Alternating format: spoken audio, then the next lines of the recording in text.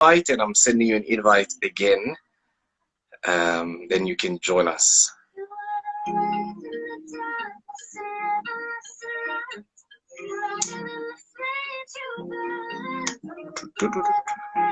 So I've sent you an invite again, Chikune. Please accept it.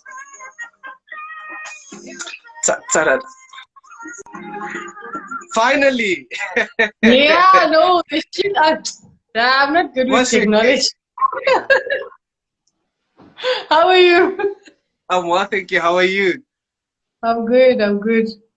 Yeah, technology was not on our side there for a minute. No, no, definitely not. Definitely not. How are you? Where are you finding yourself? Yeah, I'm fine. I'm in Oranjemund now. Okay. Currently in Oranjemund, yeah. Hopefully when I'm gonna finish soon. I've been placed at Windhoek Central. Sorry, let me just dim this light here. Ooh. First of all, thank you so much for dressing up and dolling yourself up for the live. I really appreciate it. If someone, I can see the effort. You know, it always says so much about a professional artist like yourself. So we're gonna dig right into it. You know, this pandemic has been so tough for all of us as artists. Yeah. We're gonna start with your artistic life first. COVID has been here for a year and 6 months now, right? How has this affected you? Can it just end? My goodness. How's it affected you? Well, I think as a musician, I think we've all, like us musicians, have really been badly affected. I know I haven't performed probably now like a proper show in a year, and I miss it so much. I miss it so much, and then obviously financially, financially, but we are just depending on that corporate money, right? And is it that balance. Sorry, Adriano. Is it the internet is most fine, eh? You can see me clearly. Yeah, I can hear you loud and clear. Yeah. Okay. All right. Okay. No, I think the thing for me as a musician, financially, it obviously affected us so badly. I don't know. I don't even know. Like I'm at least lucky because I had I had to. When after I graduated, I got the opportunity to go and work. Yeah. And for me, that to get an extra buck here and there. But I actually really feel for the musicians who do this full time. It must have been bad for them. And I can't even imagine like your entire bread or your entire living is just cut. And obviously our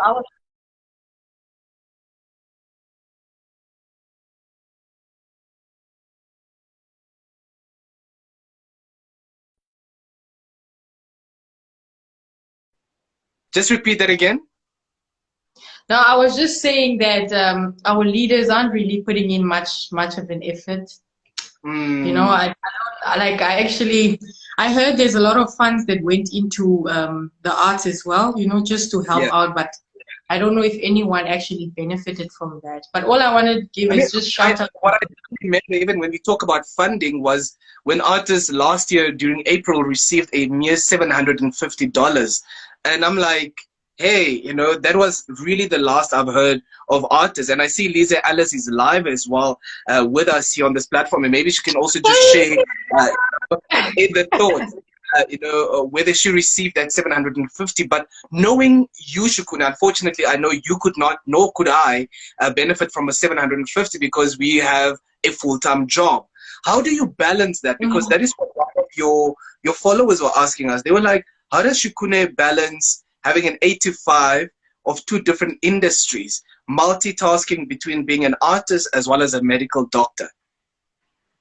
Well, it's all about balance, obviously, and of course, you guys, you need to have a good support system, man. That's very important. Your family, your mom, you get your mom, your dad, your significant other needs to play a role. They need to understand. Yeah. But also, I think for me it was more what music did for me mentally, man. I feel like I was able to handle the stress of medicine because I had this where I could just break away from med school and that stress, and then come back to something that I really enjoy doing. So I feel like, and for me, a lot of people are like, you need to choose, you need to prioritize, you need to do this, you need to do that. But what they don't understand is that the one couldn't have existed without the other. I mean, I financed med school with music, you know, and wow. Yeah. So a lot of people don't know that, you know, the number of money went there. Where? Because I want to really backtrack it, because you won Female Artist of the Year in 2016. Yeah. Right? How has that also changed your life? Because I know you started with musicals in theater, and then you decided, you know what, you're really picking up to go onto stage and make it bigger. How has that transitioned into where you are now in terms of your music? Because I want to speak about Umuthima, but we'll talk about Umuthima later. I hope I'm pronouncing that right. Yeah, you are. Umuthima, my heart. Yeah. Umuthima, Okay. Yeah. No, I guess for me, it was just, it felt like sort of like a validation. I was already going through so much. I was 9 months pregnant at the time, and there was a lot of stress going on at the time. So it was a very, very emotional time. I had no idea. Like, I didn't even expect a win, honestly, because I had so much drama going on with my label at that time. And when it happened, I didn't expect it. That's why you guys saw that ugly cry there on stage where I was looking so hideous. Just bawling my eyes out, because I didn't expect it. And then for me the thing that really changed things for me was the Afrimma win the same year with the same album. And I just felt, maybe God really wants me to do this stuff, man. So when God comes through, he comes through in abundance. He makes it rain. Definitely. Yeah, no, so I guess I wouldn't, you know, sometimes, you know, having accolades like behind your name, they aren't as important, because sometimes it's all about the work that you put in. But if you put in good quality of work, it sometimes helps to have that behind your name, you know, just to give you that extra push and that extra international attention that you need. So I feel like it's not always about awards in my sense. It's about the work that you put in, but having having that helps a bit. Yeah. I've got a question from the questions I've read now. We've got Erodian, who's performing at the R&B Song Night on Wednesday, and he asked, how did you break through into the industry? And having been on radio, I've seen a lot of artists ask that. You know, I might be having a single, I might be having an EP, but with this industry that's so competitive, with the big names already in existence, with the artists that, you know, they can just tweet about an emoji and people retweet that, how do you break into an industry as a musician, especially in Namibia?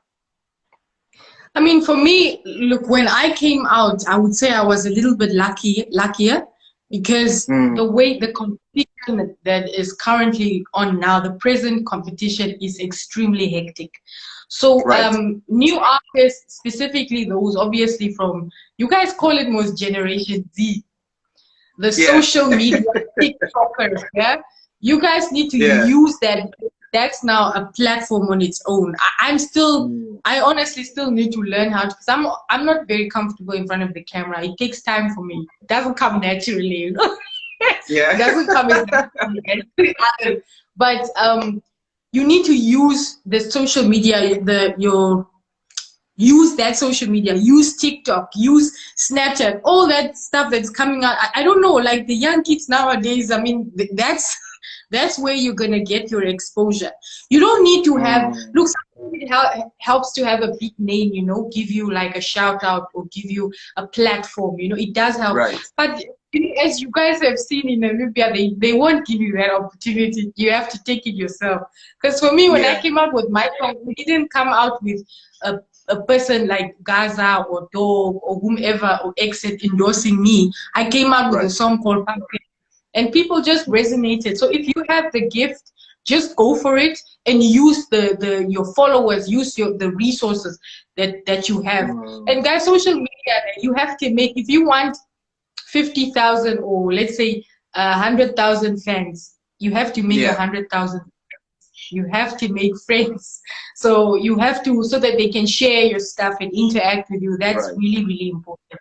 Don't just please avoid buying numbers and that superficialness, whatever. Try to earn your numbers. It's really hard. It's going to take a lot of time, but you guys are lucky. Those who know how to use TikTok, you guys are lucky, man. Like, you know, there's this thing on TikTok where everybody changes into different outfits. I'm yet to try it. I literally have FOMO watching those videos. I'm like, I've got a closet full of clothes, but I can't make that, you know? Exactly. So, you know how many of that shit I've saved? I've saved my collection so that I can be like, this outfit. Because some of us necessarily don't really have that fashion gift, you know, like, man, like Shadows of Wolf, here, that girl just has that, you know? And some of us don't have it, so we have to use Pinterest, like Pinterest. True. Absolutely. to go check which outfit is the one that you actually want. Let's talk about an endorsement that I actually love what I see on your Instagram. Since we're talking about branding and how important branding is, you've partnered up, that is, with the brand Coca-Cola that forms part of Maguire's team, which is the drink Play. How important is corporate branding? Because you're clearly doing such an amazing thing with it as well. No, it's extremely important. Like for me, I think if it weren't for Power Play at this point, I don't think I would have survived the pandemic, honestly, because they always come through. I mean, when Corona happened, we had so many, before it happened, we had so many plans, you know, we had so many shows and events, and then all of a sudden everything just closed. So then we had to like, then I actually thought that things are going to end. You know, I thought things are going to end, and then all of a sudden they came through with another deal the next year. Just hold on. Okay. So as Chikune is quickly saying we should hold on, please get to show some love. If there's any questions that you'd love to ask her, please hashtag us with her favorite song. I know we had Pumpkin here. My favorite one is Kapana. We've got Sauce. She's got hit after hit. So get to show some love, and please do ask a lot of questions if you're also joining us on this live. You can continue, Chikune. Yeah, no, sorry. I actually thought the contract was going to end, Mudwanja. I thought it's over. So then the next year when they came through with their call, I was like, yes! And then, so then they basically, you are basically, it's so in the sense that you are earning capital just by posting pictures and getting those impressions increasing. So you are basically getting that capital to maintain your relevance in a time like this, in a time where you are not getting shows. And I'm sure all Namibians, all of us know that that's the shows is where we made our money. It wasn't the albums, it wasn't the streams, it wasn't anything but that. So yeah, no, I'm really blessed. So if you guys can make yourself also, it's also about how you brand yourself, you know, it's very important. Pay attention to your looks, the aesthetic of your social media. That's extremely important, so that someone, when you go and pitch yourself to somebody, a corporate goes on your stuff, looks at your stuff and says, this is someone that would look good with my brand, or that is, you know. Absolutely. I actually found I got Coca-Cola with a show that I did for such little money, my dear Adriano. Hey, was spending, but that time I was so desperate there to perform. It was even a damn show. Wow! Oh wow! Yeah, yes, it was a Unam show. Then I performed. I performed, and then come to think of it, then Maguire was he was part of the judges. So then I just did my thing with my two dancers, and then I went off stage. The crowd, man, gave me so much love, you know. That's one thing I like. You have fans, you just don't get a lot of platforms to showcase your what you're doing. And then I just got a handwritten like note from the marketing manager of Coca-Cola. Why? I was like, yeah. He gave me this is the deal you've been waiting for. No, I was first like nervous, and then we spent the entire weekend calling the office. Nobody's answering. So then the Yeah. next Monday we had the meeting, and I was like, "Is this really happening?" Oh, wow. But now they've done a lot for me. So if you can get a corporate behind you, like it's really a blessing and a Absolutely. half. Yeah, Yeah. yeah. Chikune, you speak of performances in such a passionate manner. And for almost a year and a Mm. half, we've not seen any live performances. We've seen everybody going virtual. And we've also seen a lot of performances happening at a minimal where you see a crowd of 50 or 10 or very exclusive. Let's talk about how you've handled as an artist this pandemic, and also maybe from a medical perspective, because for those not knowing, today when I said it's Dr. Chikune, they were like, hold up, she's a doctor? So I had to tell them, yes, she is a doctor. You know? So how do you balance that mentally? Hello, baby. He wants to go. Just hold on, eh? He wants to go make a poofy. Okay. Okay, that's part of being a mom. And also, okay, I'll be continuing the discussion right here. You can see Chikune's awards, the Namibia accolades, the awards that she's won at the Namibia Annual Music Awards at the back as well. Sorry, Adriano, I'm back. Okay.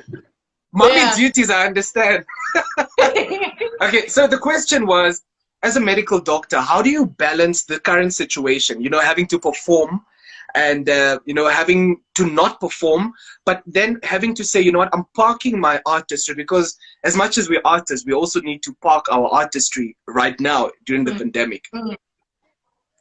Sorry, how do I perform? Why? You know, I'm like confused, like my mind is split.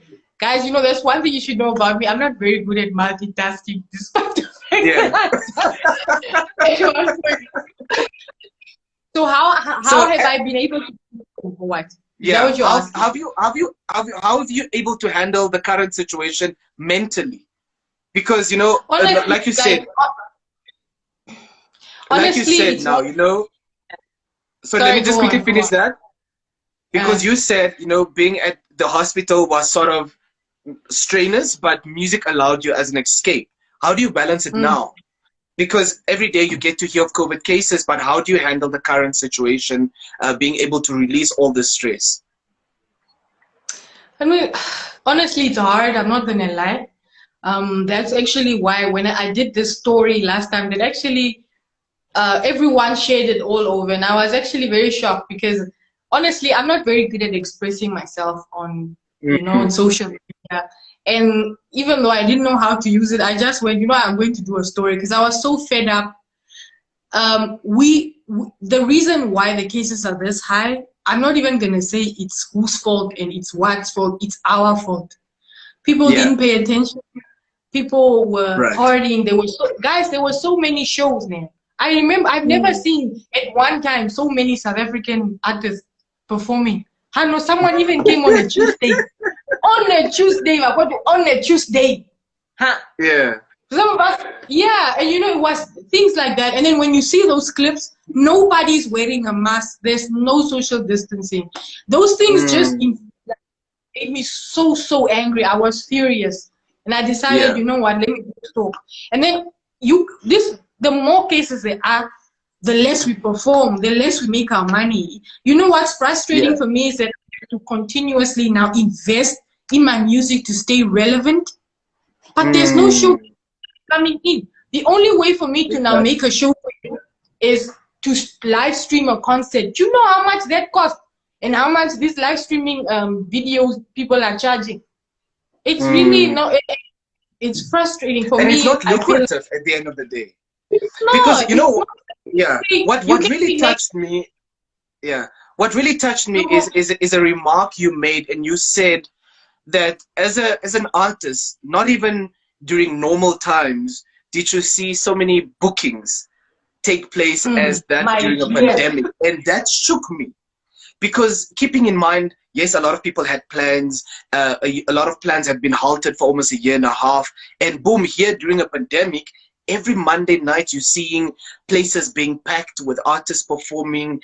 You know, no COVID protocols are being adhered to. And that has had a ripple effect in terms of the cases that we're seeing now. How do you handle the cases every day from a medical perspective? Guys, it's honestly, it's overwhelming. You know, honestly, I'm actually like the lucky ones. I'm not fully on the ground because I'm still waiting for my internship placement. But what I did was I volunteered. And even during that volunteer where you get an extra little buck, you get some money, you know, that was a blessing. But it's not sufficient enough, like in comparison to what you have to do. The number of cases, people don't think, you just think this is a positive case. Me as a health worker, I have to run around and try to save this person's life, you know, but there's a lot that goes into it, guys. And our health workers, the health assistants, the people, they are underpaid. They are underpaid, and the resources that they are given are so impractical. Imagine you have to disclose, Oranjemund, they have to disclose results. If there is 65 cases in a day, the government gave them one car. One car. They have to walk around all over town from house to house to disclose information because people are too sensitive to the situation. And then apart from that, we have to do contact tracing. Like I pointed out that party now, maybe 100 people at that party, right? Yeah. And then one person tests positive or two people test positive. That entire party, all the individuals have to be contacted.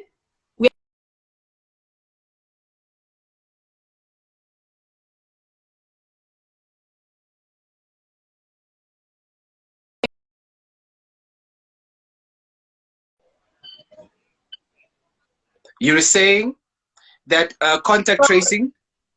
Yeah, so they also have to call these people, like these 100 people that are at this party because they are contacts of that positive case. And all of them now have to be ordered into quarantine, and all 100 of those that were close contacts have to be tested after 7 days. So imagine like all that people don't understand, and it's frustrating. It's really frustrating, and nobody. And one thing that makes me so angry there, Adriano, is when they tell me, yeah, you're a doctor, don't complain about your salary. I will complain, Mundwanji. I will complain. Yeah. Because my salary. No, seriously. If you count, we don't get overtime. Do you know that? Yeah. Medical staff do not get overtime benefits. So I've heard the current situation is that despite medical doctors, being on the front line and having to put extra hours in, is that they're not getting any overtime. There's no resources whatsoever. And for that matter, you've also seen Dr. Esperance, who has gone on her social media and really looked for citizens to sort of donate and assist where possible. And it's sad. As a Namibian, it's really sad to know that this is the reality of what our medical staff has to go through, and yet you are on the front line of saying, guys, please stay at home. I've got a family. Please get vaccinated, because that's what I want to get into. Why do people not want to get vaccinated? My dear, for me, what's funny is that I posted something the other day. About how the Western world, people that were anti-Sinopharm and anti-what and anti-this, there's in the States alone, it's 300 million, more than 300 million people got vaccinated. And all these conspiracy theories that we are getting on social media, that's spreading on WhatsApp and that everyone is sharing, it's coming from the Western world.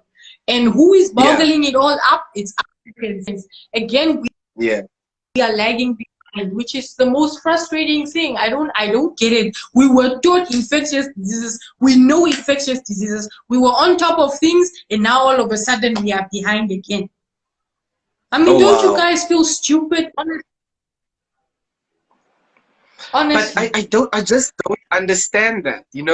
Why is it that as Africans, despite what's happening in the world, we're always 3 months, a year later only do we catch up on what's happening, and how do we change that narrative? Because you posted something so important, which I feel was the difference between Sinopharm and AstraZeneca, and a lot of people in the conspiracy theories in our country. How do we break that stigma?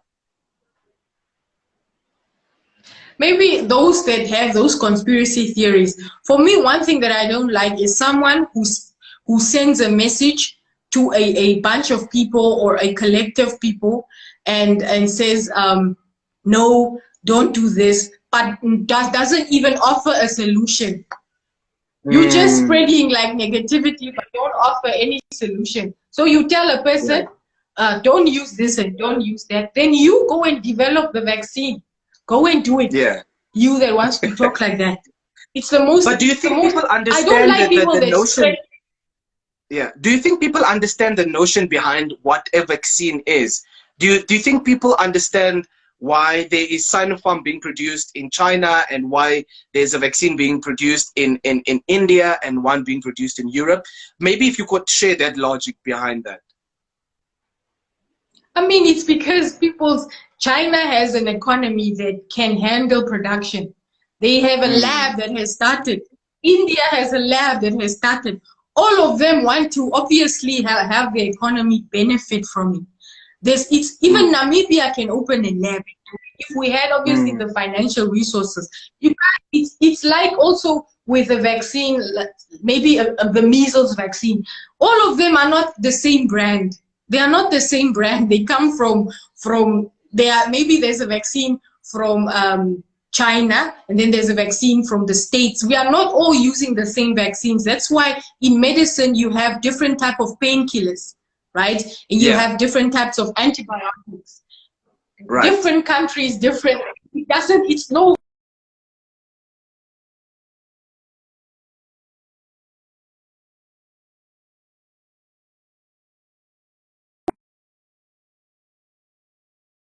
Sorry, Adriano's internet now. A minute. You were saying that there's a lot of different painkillers. No, I don't think people should use that as a way not to look. There are different institutions studying the vaccines. There's many studies at once because it's a need. People are desperate. They're trying to find solutions. So not everything is going to be perfect. But then if you don't want, for me, my reasoning is if you don't want to take the vaccine, and you don't want your parents to take the vaccine because of your conspiracy theory, then stay home, don't party, wear your mask so that you don't take the virus back to your parents, or you don't take the virus, or you don't get infected. I mean, the thing is, it's the confusion between, and people also don't read. That's just the sad truth about Namibians. They don't read, so they would rather read something or watch something on social media than actually just go on. And you know what's interesting for me is we all went to UNAM. Some people went to UNAM, We've all been taught how to do your research project,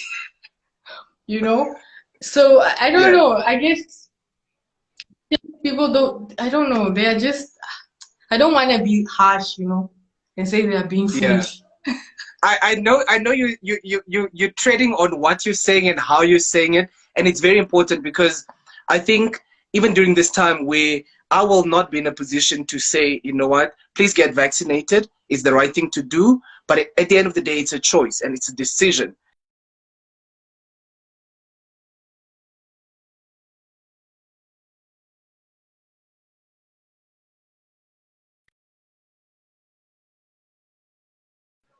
Effects with Sinopharm. Maybe if you could touch base on that. Sorry, Adriano, you were buffering it when you need to just repeat a bit. Okay, so why is it that, what I was saying is that I will not advise anyone to listen, please go get vaccinated and force it on them. I would say it's your choice at the end of the day, but obviously, it's your choice, yes, definitely. There's Sinopharm and there's AstraZeneca. Sorry. Why is it AstraZeneca has a stronger side effect than what Sinopharm has, or what we've heard and seen thus far? Honestly, like I'm most probably going to be speaking under correction, but I know that um, Sinopharm, I think, has been on the market a little bit longer than AstraZeneca. And Okay. I think Mm. AstraZeneca has, yeah, the AstraZeneca, the study is it's still new, so to say, and people are Okay. still obviously trying to figure out it's different, yeah, it's different ingredients. Honestly, in Oranjemund, I haven't really seen much side effects with Sinopharm. You know, with Okay. AstraZeneca, it's mostly, yeah, it's mostly the elevated one patient had an elevated blood pressure or any or something small like that.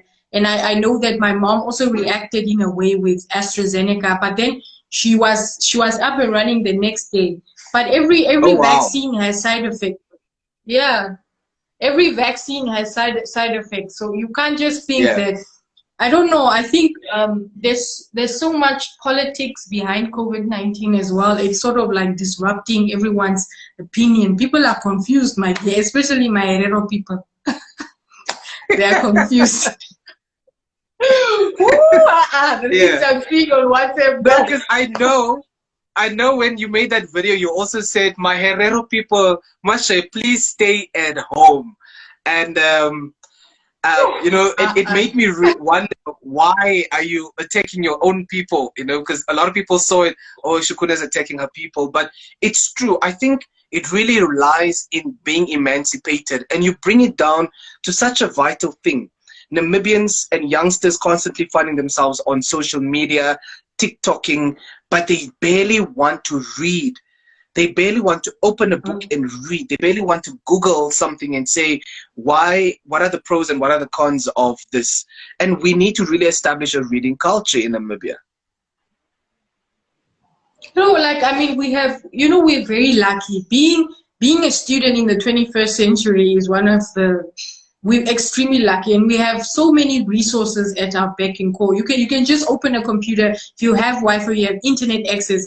You know, you can just read whatever you want. All you have to do is just, if you know how to use Google, you can just read. You know, it's and even on Instagram, they are giving you links, COVID-19 links and vaccination links, and so they Yeah, are giving you the resources. All you have to do is just basically click and take 5 minutes of your yeah, time to browse through and make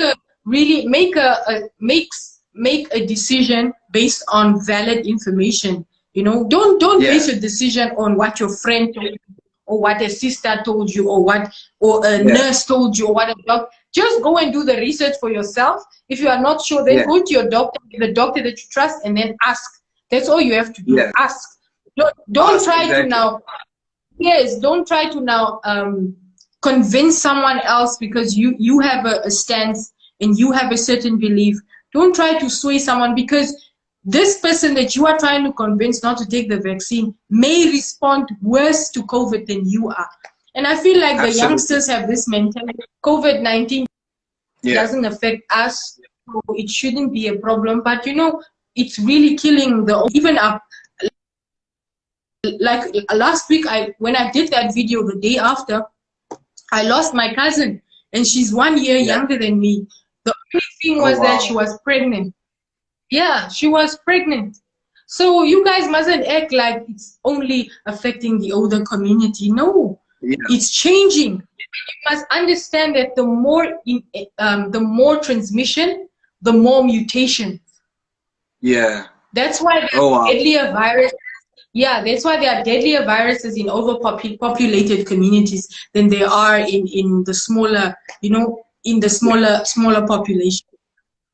That's actually something new, and thank you for sharing that, because I've always wanted to know, how does a variant just come? Because you know, you just hear, oh, first wave, second wave, third wave, and not understanding that that is a variant. And the more infections there are, the stronger this thing becomes, because it keeps infecting, and Yes, it keeps getting bigger and it bigger, keeps and it gets mutating. stronger. I mean, one thing Shukune, they need to understand, that's how.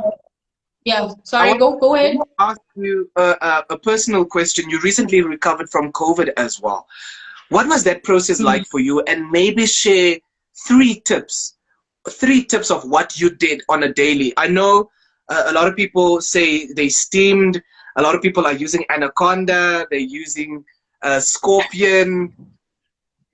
You know, there's all these things that people use. But what worked for you?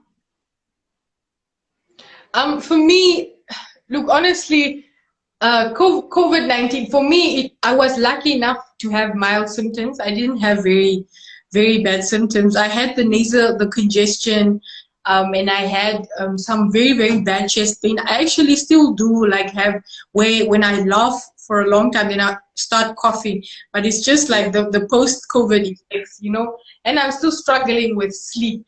For me, how you survive COVID, and if you're a young person, I think don't let it get you down psychologically. That's a main factor.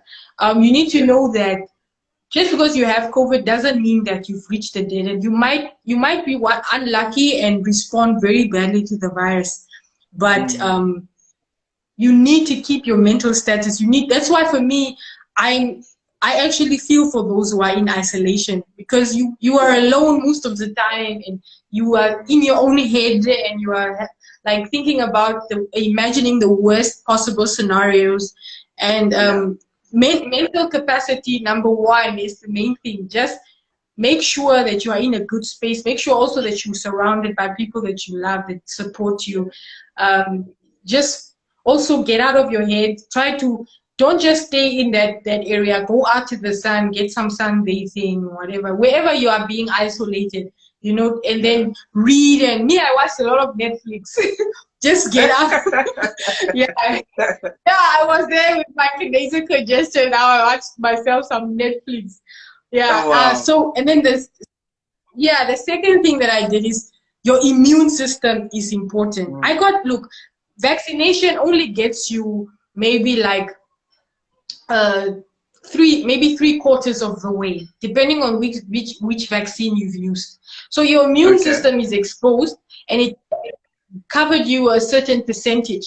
Let's say, for instance, 60% is covered. That means 40% is up to your own immune system to do the work. So if your immune system is poor, even if you got vaccinated, the virus could kill you. You need to build your immune system. I know a lot of men, even from my hubby is one of them. He doesn't like to eat fruit on a daily basis. He doesn't eat veggies a lot. Men don't like apples. I don't know why. I don't actually see men eat apples. Or bananas. Y'all need to. Or bananas. Yeah, I've noticed they don't. Yeah, so you need to prepare your immune system, guys. And if you don't want to now eat fruit, and you don't want to do it the organic, the natural way, then get yourself some multivitamins. You can, if you can't afford it, go to Katutura and get some multivitamins. It's these little white tablets they give you in a little bag. It looks very, it doesn't look expensive, but it helps you. And then also there's also something at the pharmacy. It's Iva Immune Boosters. It comes with an effervescent. It comes with tablets. It's basically supplements, but your immune system is very, very important. I think I've got one here. Is it this one? MVA. Yes, that one. Sorry, AVM. That's the one. Yeah, that's the one I use. And then I take selenium as well. Yes, that's very good. Yeah.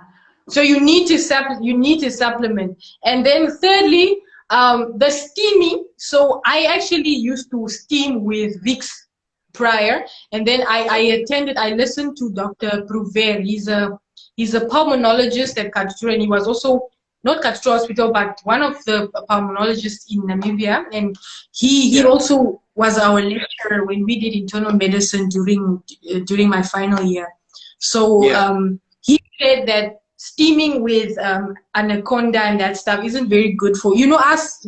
We do it from the old days, So if it helps you, you can do it. But he advises that we rather steam with hot water, just water.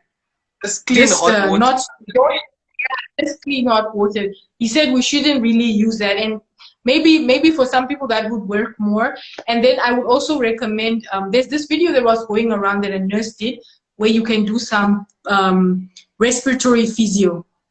Yeah. So you basically, everyone knows Habli, right? Habli, the way the mechanism of Habli works. So you blow in it, and then there's bubbles that come.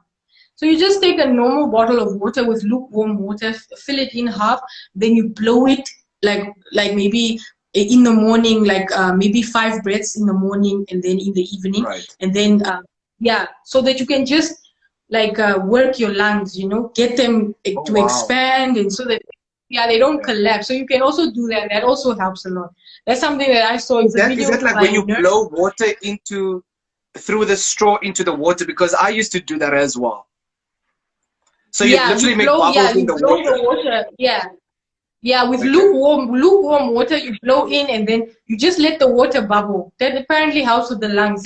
You know, I don't know. It hasn't been. I'm not gonna say, guys, I'm not an expert on this. Mm. It's just based on what I've seen and what I've learned Yeah. in a hospital setting. Different people giving advice. I also did it, and I feel like it helped me because I Yeah. had chest pain. I had really bad chest pain, so I had to Mm. really do something, and it helped me. So yeah. Yeah. Bottle with straw, yeah.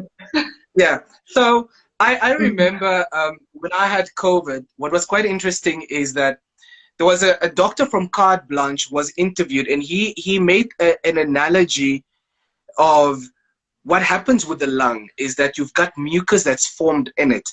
And that is what Exactly. kills, Yeah, because exactly. we do not steam, if we do not keep mucus out of the system. The COVID virus does a formation on the lung, and please do correct me where I'm wrong. And that sort of kills the alveoli that sort of forms Yes. oxygen and makes sure that blood and everything Yeah. runs. So they sort of, yeah. Basically, I don't know Yeah, if I'm using the right, but they sort of collapse. They sort yeah. of collapse because there's no exchange. That mucus blocks the exchange between the carbon dioxide and the oxygen. You know, more some of us did more this grade 7 Call me biology. Dr. So Adriano. yes, for me, look, I'm not gonna give you guys a physiology. I like to express myself in layman's terms. I'm also not very good with English. You know, it's not my first Yeah, language. But yeah, the yeah, way you are explaining it, yeah, you explain it in layman's terms. You're doing a good job. You have a good grasp on how COVID affects the lungs. Yeah. yeah. Thank you so much. Mm. Chikune, let's talk about mental health. I know you've got time, and it's almost time for us to say goodbye, but let's talk about mental health. In these times, we see people pass on. We see yourself as medical staff, having to give the bad news to families. How has this affected you as frontliners, as medical staff? Yesterday we saw in Windhoek, our biker squad went to Lady Pohamba and all medical facilities to just sing to them and say, we salute you for the work you do. And we saw a picture that has touched the entire nation of medical doctors just hugging one another. And, I'm actually getting emotional just talking about it because I cannot comprehend what the doctors, what the medical front line is going through during this time. Having to say, you know what, babe, your husband, your children, your family, you're leaving them at home to go protect someone else from another family. And at a time where that family member might not make it and you are the bearer of that bad news to that family. How has this affected you mentally? And how are you Oh, coping? uh,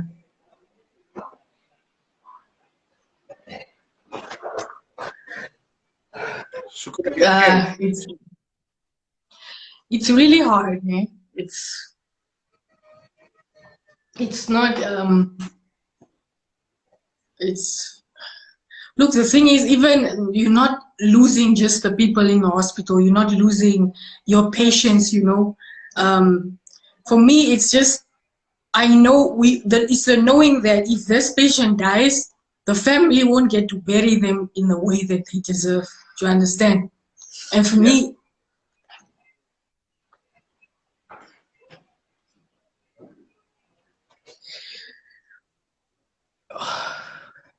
I'm so sorry. thinking about it is just because I'm dreading going to Windhoek Central now, the hospital. I'm really dreading it because I haven't touched the surface, but from what I've seen, guys, it's like you also become so desensitized to death, you know. Yeah. Because every day, every single day, you are not seeing it, but you are hearing about it at home, and who passed away, and who passed away, and you are losing aunts, you are losing cousins, you are losing extended family members, and people, you just have ignorant people doing as they please. You know, those are the things that are just, people, like, they really need to realize, you know, we appreciate that some people actually came and sung for their healthcare workers. Because, guys, and then you are hearing about a father dying today and then the mom dying a week later, and then kids are being orphaned. Yeah. And you couldn't do anything to save, because there's no this and there's no that and there's no resources. But you're trying your best. That is what matters. You trying your I best. mean, all of us, we try, you know, we're not hands on. Not all of us are hands on in the ER and whatnot, but we are seeing it happen. We are seeing how scared people are. You know, there was a story I read about an intern who watched a patient die because they didn't have any oxygen, and they were just desaturating. And I mean, it's the worst thing. I mean, imagine what that does to you, you know? I mean, this is a fresh young doctor who has all sorts of prospects, and then now we are going into our first time with so much death, with so much. Yeah. Mentally, it's not something. I just feel like people must just have some empathy. Yeah. Empathy is really important. Just please try to put yourself in someone else's shoes for once, you know? Yeah. I know you want to have that party, and I know you want to go out, and I know you're going through your own things, but remember that your actions have consequences. Everything that you do in this world, everything that you do, every move that you make has a rippling effect. People must just be a little bit more considerate, honestly. Yeah. Honestly. And I love how you say that we need to have empathy.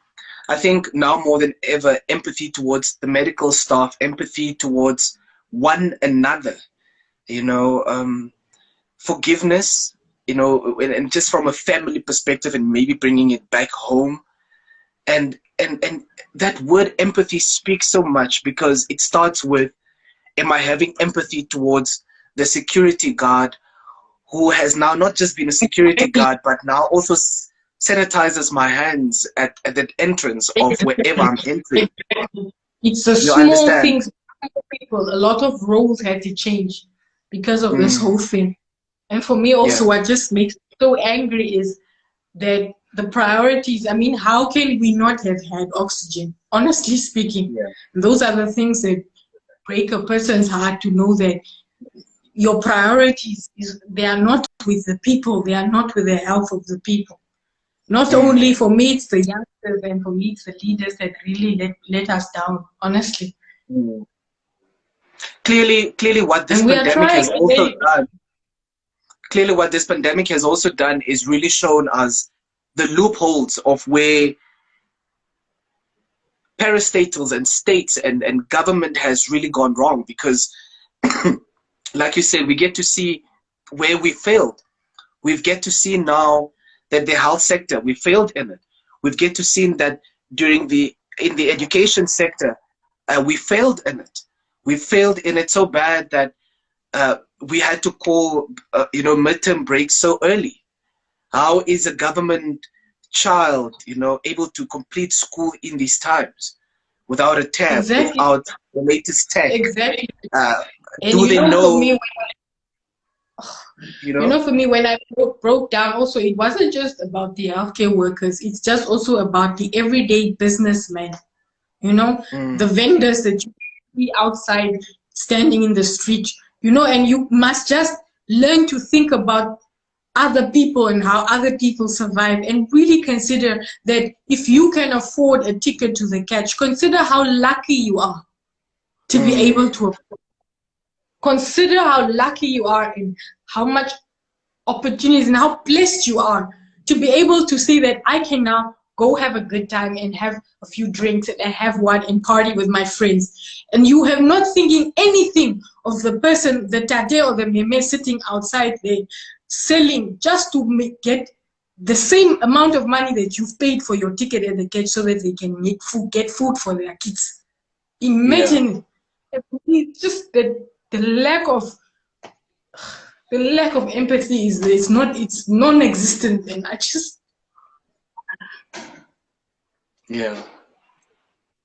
I Chikune. You know what? I have this saying that in the midst of it all, things will get better. And this too shall pass. And we are here because we are game changers. We are changing this. We are changing the narrative, and we're not allowing this. And I hope that this video can be shared. It can be shared to the right facilities. It can be shared.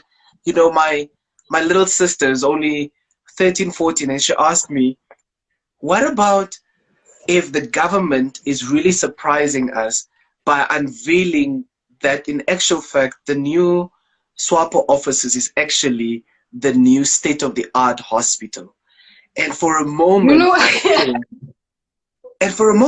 I thought that would be so perfect, but then it's not the reality of where we're at. You know? No, I also said, I mentioned that they should just, and you know, for us, it's just that someone also tweeted, I think it was Sean K, is that it's just, you know, it's like a middle finger to the Katutura. Sorry to be so vulgar, but it's a middle finger to Katutura Hospital. Because you stand there, you will say, even when you are doing your internal medicine rotation, like ward 6A, you will stand across there in one of the patient's rooms, and you will see how the walls are cracking. You know, the walls are cracking, the paint is like off, there's cracks, and then you check the plumbing. I mean, in that specific room, and these are like in the pulmonary department, you know, where the pneumonias are, the infectious diseases are in there, and the how do you call it? The basin is not working. There's no soap at that basin. And then you look across the street, and there's this state-of-the-art $1 million building, you know, that's being built. You know, I can't stand it, honestly. I just can't imagine where are your priorities in terms of And maybe I need to say this to you, and I want to share this with you. I had my first vax done at Lady Pohamba, and then I decided, you know what, Moshe, I must stay in Commercial. Why must I drive all the way to Kleine Cooper for my second jab, which I did on Friday? And I had the worst experience, you know, at Katutura Hospital, and that maybe in turn this weekend has allowed me to understand maybe this is what that medical doctor was going through, because they had little to no resources to have their division of where the vaccine is taking place to be divided and have a similar look to what Lady Pohamba has. And this is literally just in a corridor where a vaccine is being done and where checkups are being done. And I'm like, they're using one table to do a medical check, and that could be a possible, you know, spot for an infection, or all of us who came to get vaccinated can sort of really get, you know, infected at the same time. But little to no resources, and it's not their job. They just come to work, but the resources aren't there. And I really told her, you know, it would have been nice had you just addressed us in a decent manner, but not understanding. Maybe she, from getting, you know, vaccinating people, she probably had to do another shift. You know, I would not comprehend what she was going through, but it wasn't humane. There was a lack of empathy on all ends. And I now understand what the frontline staff are going through. Chikune, any last words to those that follow you, to the nation at large, to those that say, you know what, we want to dance to Umutima? Because it's one of my favorite songs, either than Kapana. I want you to sing me Kapana.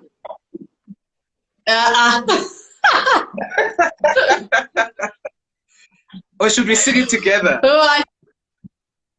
Sorry. I'm not gonna sing Kapana now. Your favorite song? Sing a line from Umutima. Huh? You want me to sing it live now? Yeah. Just an acapella. An acapella. Huh? Acapella. Okay, where do I start, guy? Okay. Let me count you in. Let me 3, 2, 1, go. Okay. Kushambaya todo girado do home. Nunca moriram de temor. You still accept me. For me. Mutima. Manje omo. Oh yeah. Mutima. Washe arikanato.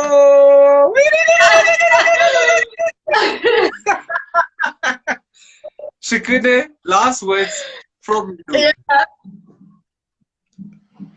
Sorry, you know Guba. I can't hear. What did you say? We've got 20 seconds remaining. Quick one, quick.